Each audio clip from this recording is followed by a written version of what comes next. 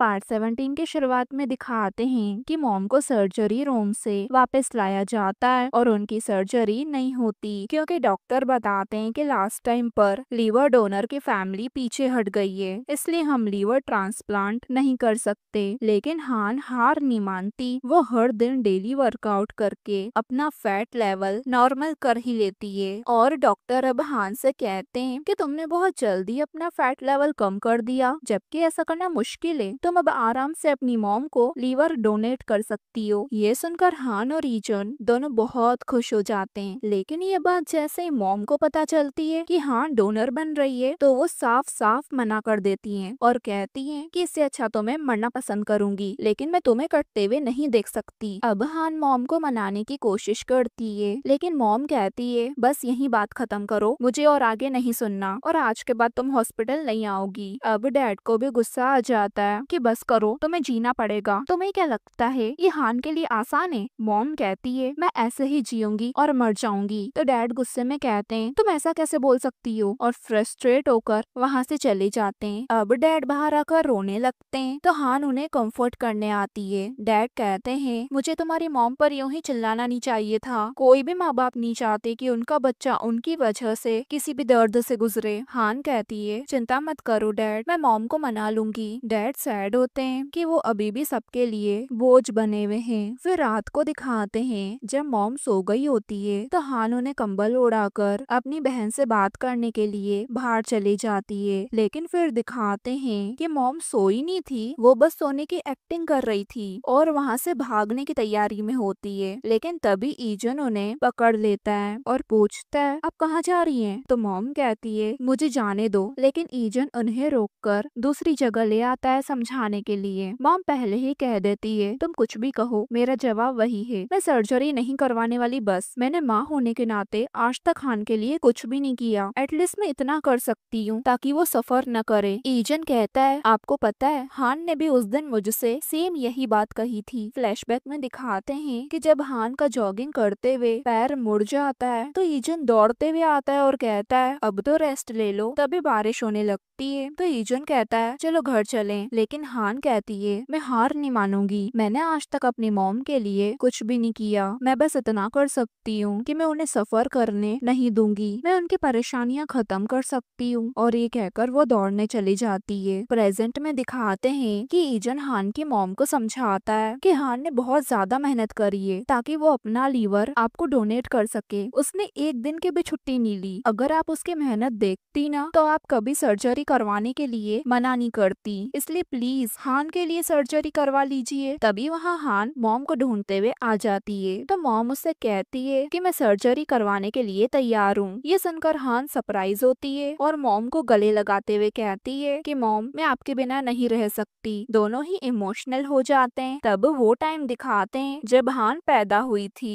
तो मॉम कहती है मैंने कसम खाई थी कि मैं तुम्हें जिंदगी भर प्रोटेक्ट करूंगी, लेकिन मुझे नहीं पता था बड़े होकर तुम मुझे प्रोटेक्ट करोगी। प्रेजेंट में दिखाते हैं कि हान की मॉम की सर्जरी हो जाती है और इसके बाद हमें 1 महीने बाद का टाइम दिखाया जाता है। हान की मॉम अब रिकवर हो रही होती है और हान भी रिकवर हो जाती है और अपनी जॉब पर भी वापस आती है और वो भी अपनी नई पोजीशन पर मैनेजर बन के। उसकी फ्रेंड उसके लिए बहुत खुश होती है कि वो काम पर वापस आ गई और उससे ज्यादा काम नहीं करने देती ताकि हान को कोई कॉम्प्लिकेशंस न हो, क्योंकि हान को रिकवर हुए बस 1 महीना ही तो हुआ था। देन हान घर आती है बच्चों के लिए पेस्ट्रीज लेके। बाद में योंजो हान से पूछती है तुम्हारी कंडीशन कैसी है? हान कहती है सब लोग शॉक हो गए कि मैं इतनी जल्दी रिकवर कैसे हो गई। फिर वो योंजो से पूछती है क्या तुम ठीक हो? तो वो कहती है हाँ मुझे क्या हुआ? तो हान कहती है मैं कब से सोच रही थी कि क्या तुमने मेरी वजह से सियोन से रिश्ता तोड़ा। योंजो कहती है ऐसा नहीं है, मैं पहले से ही सोच कर बैठी थी कि मैं उसे रिजेक्ट कर दूंगी, मैं उसकी वजह से अपनी फ्रेंड को नहीं खोना चाहती। हान कहती है क्या पता सियोन की बहन ये जानकर खुश हो और वो तुम दोनों को अपनी ब्लेसिंग्स दे दे। अब हान चाहती थी कि योंजो फिर से एक बार सियोन के बारे में सोचे, लेकिन योंजो मना कर देती है और कहती है मैं मॉम का पेंशन वाला बिजनेस संभालने का डिसाइड कर चुकी हूँ और मेरे पास अपडेट करने के लिए टाइम नहीं है। अब हान आगे अपनी बहन को कुछ नहीं कहती। अगले दिन दिखाते हैं कि टाउन के सब लोग हान की मॉम से मिलने हॉस्पिटल आते हैं सिवाय गॉसिपिंग आंटी के। तो हान की मॉम उनके लिए पूछने लगती है कि वो क्यों नहीं आई? तो एक लेडी कहती है पूछो ही मत, और फिर बताती है कि कल रात ईजन ने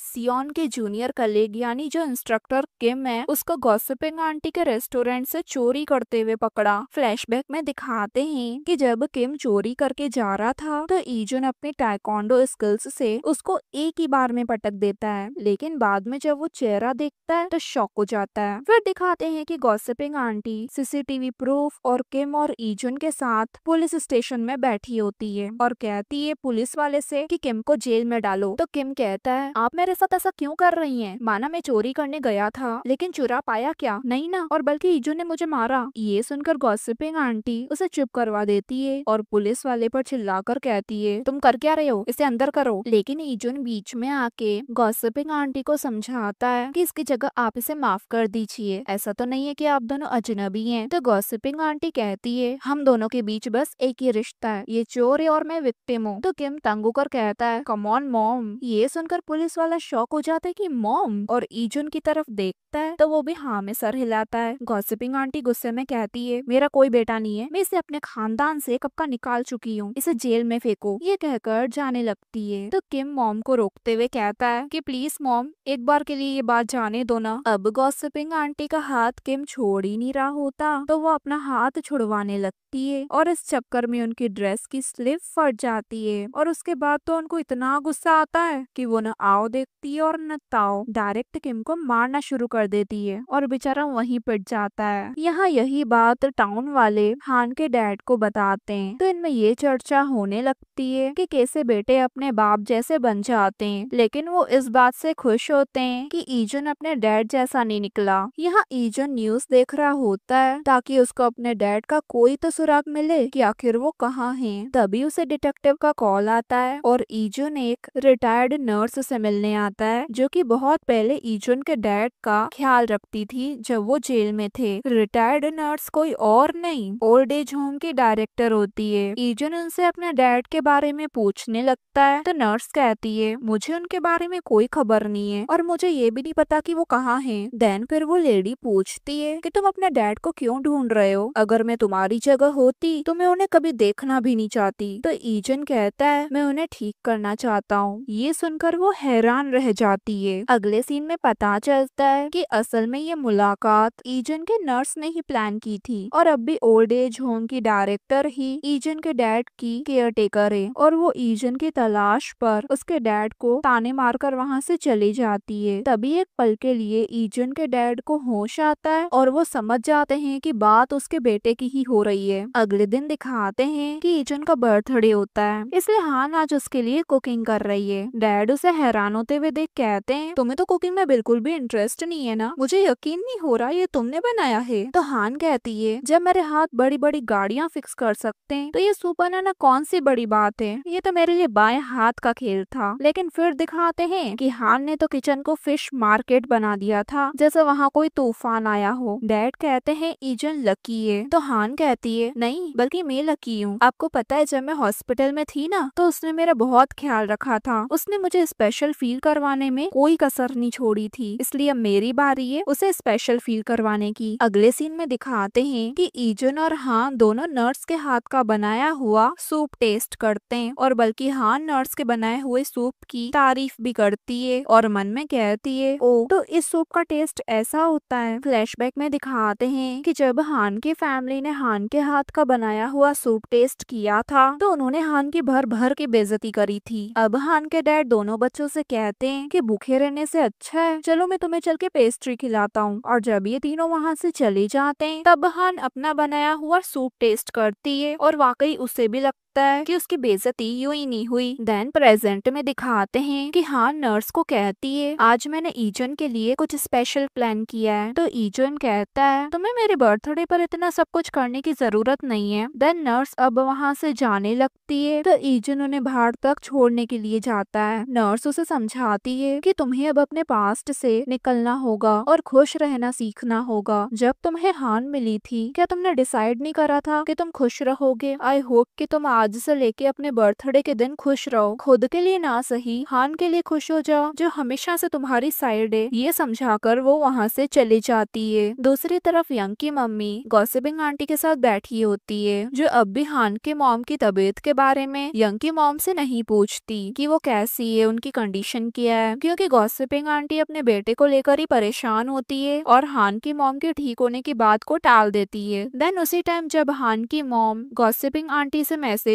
पर उनकी खैरियत पूछती है तो गॉसिपिंग आंटी को बहुत शर्म आती है। यह हान की मॉम पर अब सियोन की बहन ज्यादा प्यार जताने लगी थी, क्योंकि वो मॉम के लिए उनकी कंडीशन को ध्यान में रखते हुए हेल्दी खाना बनाकर लाई थी। ये सारी बात मॉम योंजू को बताती है और कहती है कि जब सियोन की बहन मेरी एज में आ जाएगी तो सियोन भी अपनी बहन का ऐसे ही ध्यान रखेगा। इसलिए योंजू कंफ्यूज होती है कि क्या वो अपनी फीलिंग्स फॉलो करे या सियोन की बहन के खातिर पीछे हट जाए। यह हान और ईजन दोनों घूमने जाने लगते हैं और यंग और सियोन दोनों ईजन को वीडियो कॉल पर ही बर्थडे विश कर देते हैं। यंग कहता है हमारा तुम दोनों के बीच कबाब में हड्डी नहीं बनना ही तुम दोनों के लिए सबसे अच्छा गिफ्ट होगा। हान कहती है आज मैंने ईजन के लिए पूरा दिन प्लान करके रखा है। सियोन कहता है वाओ मुझे तो ईजन से जेलसी हो रही है। तो ईजन कहता है जेलस हो रहे हो तो फोन काट दो, वैसे ही मैं ड्राइविंग करते वक्त डिस्टर्ब हो रहा हूँ। देन दोनों विश करके फोन कट कर देते हैं और फिर हान म्यूजिक सुनने लगती